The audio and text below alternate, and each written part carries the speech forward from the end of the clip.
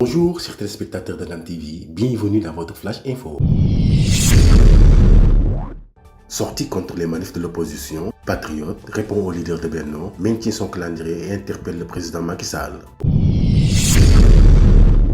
Le bureau politique du parti PASTEF a répondu dans un communiqué. L'Alliance pour la République APR accuse le parti au pouvoir de faire dans la diversion pour prétexter un report de l'élection présidentielle, que les milices du pouvoir sont les seuls facteurs pouvant déclencher une guerre civile. Dans un communiqué irresponsable, l'Alliance pour la République APR, parti au pouvoir, a accusé les leaders de la coalition de lancer un défi à l'état de droit, d'appeler à violer la loi et de semer le trouble à travers le pays le 14 et 15 mars 2023, en prélude d'un procès judiciaire prévu le 16 mars. Après l'incident et Honte Gatsa élevé au rang d'offre politique et de programme de campagne, persister dans leur volonté de rendre notre pays gouvernable, attaquer sa stabilité pour créer à travers des meurtres organisés, de guérillas coordonnées, d'une insurrection générale planifiée pouvant mener à une guerre civile, appelle PASTEF dans un communiqué. Le bureau de PASTEF rappelle aux responsables de la mouvance présidentielle que l'état de droit est avant tout un état soumis au droit, particulièrement à la charte fondamentale. La Constitution du Sénégal, à son article 58, alinéa 1, garantit aux partis politiques qui s'opposent à la politique du gouvernement le droit de s'opposer. La majorité présidentielle compte faire barrage à Ousmane Sonko et ses camarades.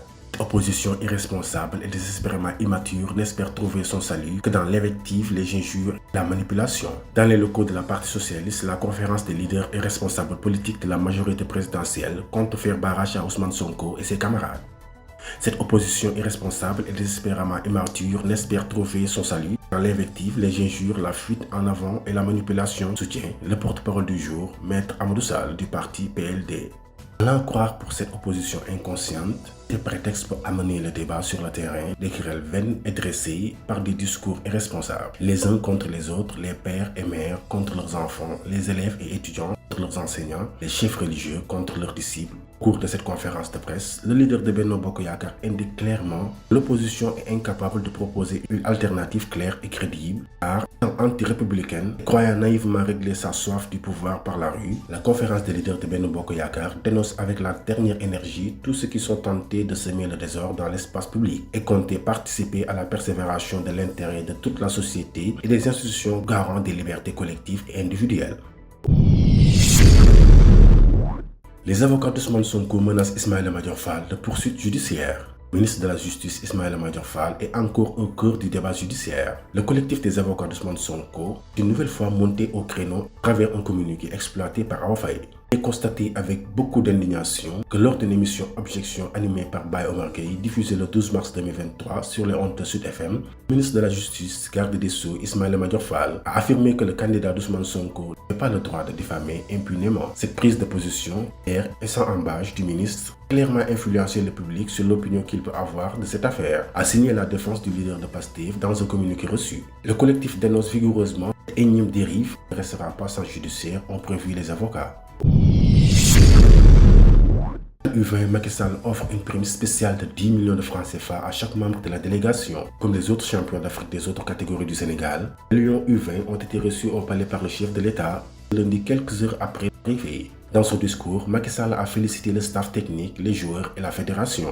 Le président de la République a récompensé les nouveaux champions d'Afrique. Chaque membre de la délégation sénégalaise qui a été en Égypte aura une prime spéciale de 10 millions de francs CFA. Les Lions U20 ont remporté la CAN U20 le passé face à la Gambie, ont été accueillis chaleureusement à l'aéroport militaire de Yoff.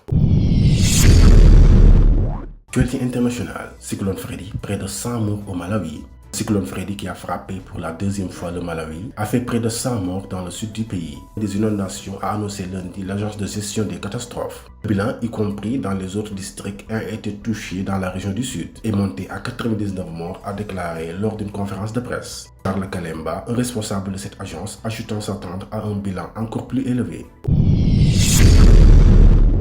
Mauritanie, le président dissout l'Assemblée nationale. Le président mauritanien a annoncé lundi par le décret la dissolution de l'Assemblée nationale et les prochaines élections législatives, régionales et municipales ont été fixées le 13 mars, a indiqué le gouvernement. Téléspectateurs de NAM TV, c'était tout pour votre Flash Info.